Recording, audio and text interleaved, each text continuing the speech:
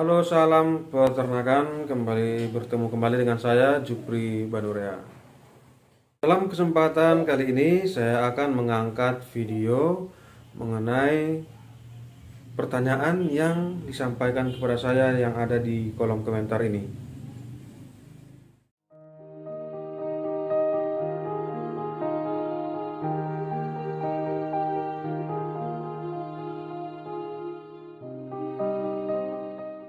Pertanyaan ini menyangkut mengenai anak babi yang mengalami mencret pada masa menyusu atau ini di umur di bawah 1 bulan. Nah, pertanyaannya itu kira-kira kenapa anak babi bisa mengalami mencret putih pada ternak yang padahal masih di bawah pengasuhan oleh induknya. Nah, kira-kira apa penyebab dan bagaimana cara untuk mengatasinya? Saksikan terus video ini dan upayakan untuk tidak men-skip video agar Anda dapat mengetahuinya secara rinci bagaimana kiat-kiat untuk mengatasinya.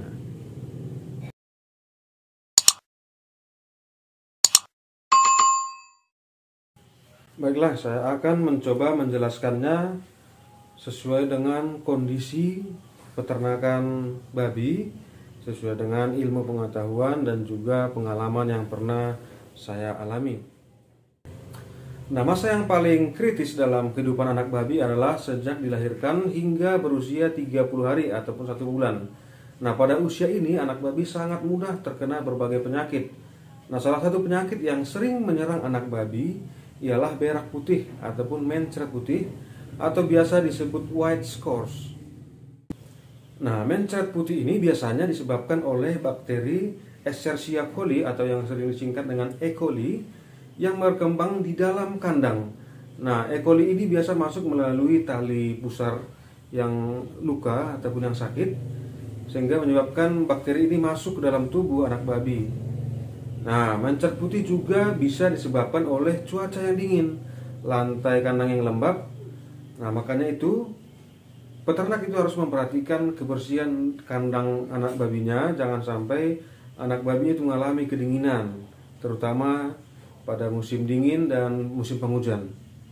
Nah, faktor yang lain yang dapat menyebabkan anak babi mengalami mencret putih adalah makanan induk yang tidak jelas ataupun kandungan gizinya tidak baik, sehingga menyebabkan anak babi mengalami kemenceretan melalui air susu yang diminum oleh anaknya. Kemudian faktor yang lain adalah induk babi mengalami kurang zat besi, sehingga saat induk menyusui anaknya, anaknya juga tertular kekurangan zat besi. Maka perlu anak babi itu disuntik dengan zat besi. Nah, bagaimana tanda-tanda anak babi mengalami mencret putih? Nah, ini dia tandanya, yaitu tanda khusus bahwa anak babi menderita mencret putih adalah kotorannya berupa cairan berwarna putih seperti kapur. Nah, anak babi yang sudah terkena mencret putih biasanya tidak mau menyusui dan tampak sangat lemah dan suka tidur saja. Bila berlangsung lama, ini dapat membawa kematian pada anak babi yang mengalami penyakit mencret putih tersebut. Nah, bila ini terjadi, maka kita akan mengalami kerugian. Coba bayangkan kalau anak babi yang dilahirkan belasan ekor, tetapi anak babinya semua mati konyol karena terkena mencret putih. Pasti kita merasakan pusing dan tidak semangat dalam melakukan usaha ini. Makanya selaku peternak harus memperhatikan bagaimana kondisi tanda-tanda ternaknya, behaviornya, tingkah lakunya. Jika ada tanda-tanda yang menunjukkan tidak sehat, segera dilakukan tindakan pengobatan. Nah, daripada menderita kerugian, alangkah lebih baik sobat peternak semua bekerja keras mengatasi agar anak babi tidak mengalami mencret putih. Ataupun kalau memang sudah terkena penyakit mencret putih ini, maka anak babi bisa lekas sembuh, tidak sampai membawa maut. Makanya caranya mudah saja. Lakukan langkah-langkah sebagai berikut. Langkah pertama yang harus dilakukan, caranya adalah yang pertama, kandang diusahakan selalu kering dan hangat. Yang kedua, bila menggunakan lantai kandang dari sekam atau bahan-bahan organik lainnya, maka diupayakan jangan sampai lembab. Ini lembab karena disebabkan oleh air kencing anak babi. Nah, minimal 1-2 kali seminggu kandang disemprot dengan desinfektan yang bertujuan untuk membunuh atau membasmi bibit-bibit penyakit yang ada di sekitaran kandang. Kemudian yang keempat, induk harus diberi pakan bergizi tinggi agar anak babi mendapatkan air susu bergizi tinggi pula. Yang keenam, beberapa saat setelah anak babi dilahirkan, baik induk maupun anak wajib disuntik dengan Verdex Plus atau sejenisnya dan vitamin B kompleks. Ini bertujuan untuk memberikan daya tahan tubuh dan mencukupi zat besi pada induk dan anak. Dan vitaminnya ini adalah untuk melengkapi vitamin di dalam tubuh. Yang ketujuh, penyuntikan dengan Verdex Plus dan vitamin B kompleks diulangi ketika anak berusia 7-10 hari, kemudian 14-15 hari, dan 25-30 hari. Tujuannya adalah agar jangan sampai anak babinya mengalami kekurangan vitamin dan zat besi.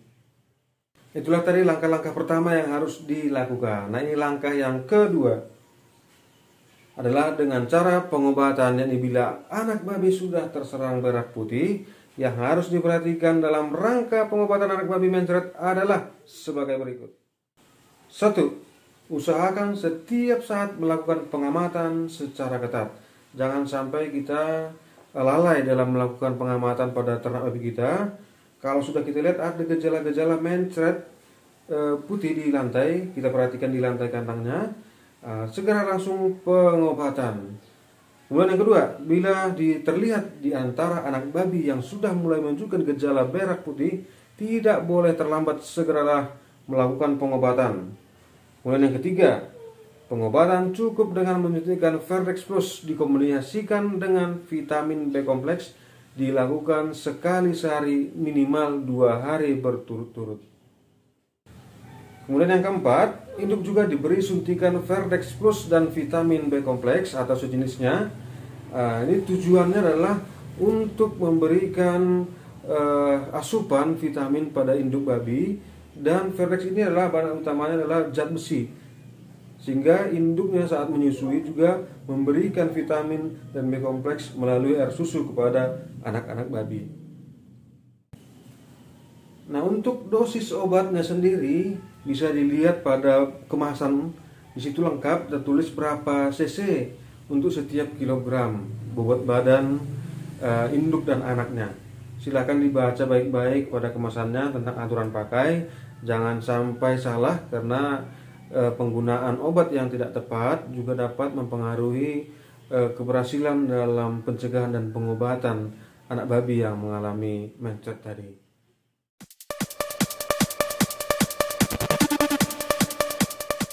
Nah, semoga informasi singkat ini dapat bermanfaat buat rekan-rekan peternak dimanapun berada.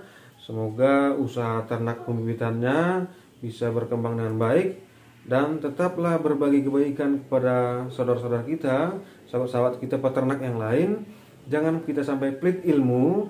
Mari sama-sama sukses, mari sama-sama kita mengembangkan dunia peternakan ini sesuai dengan kemampuan kita.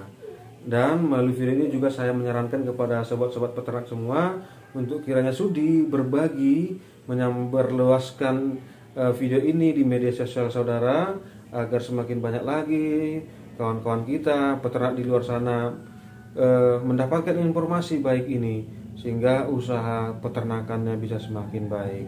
Semoga peternakan kita tetap berjaya. Sampai jumpa di video berikutnya. Salam peternakan.